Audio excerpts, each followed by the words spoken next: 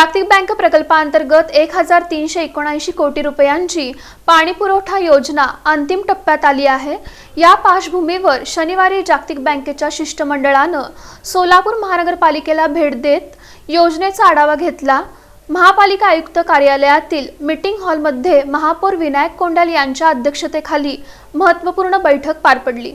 सोलापूर शहर आणि हद्दवाढ भागातील नागरिकांना दररोज आणि नियमित पाणी पुरवठा करण्यासाठी राबवण्यात येणारी 1379 कोटी रुपयांची जागतिक बँक प्रकल्पांतर्गत पाणी पुरवठा योजना अंतिम टप्प्यात आली आहे।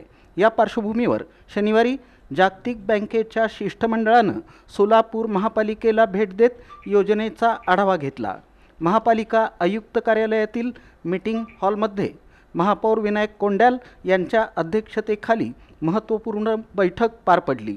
सोलापूर शहराचा आणि हद्दवाढ भागाचा वाढता विस्तार लक्षात घेता भविष्यातील पाण्याची गरज भागवण्यासाठी ही योजना महत्त्वपूर्ण ठरणार आहे।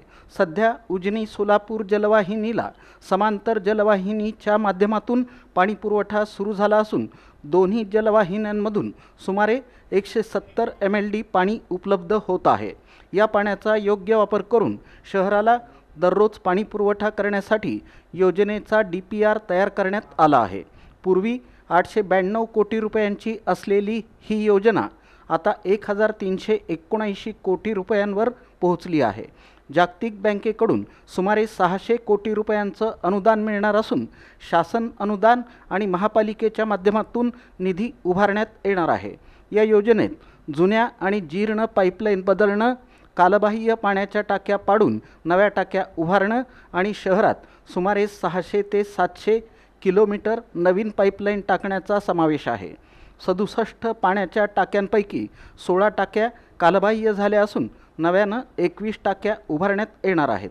या बैठकीला पालिका आयुक्त डॉक्टर सचिन ओंबासे, उपमहापौर ज्ञानेश्वरी देवकर, सभागृह नेते नरेंद्र काळे, स्थायी समिती सभापती रंजिता चाकोते, भाजपच्या शहराध्यक्षा तथा नगरसेविका रोहिणी तडवळकर, अतिरिक्त आयुक्त संदीप कारंजे यांच्यासह महापालिकेचे अधिकारी उपस्थित होते। जागतिक बँकेच्या अधिकाऱ्यांनी योजनेतील अडचणी आणि त्रुटींची माहिती घेतली। या योजनेमुळे सोलापूरचा विस्कळीत पाणी पुरवठा कायमस्वरूपी सुरळीत होण्याची अपेक्षा आहे।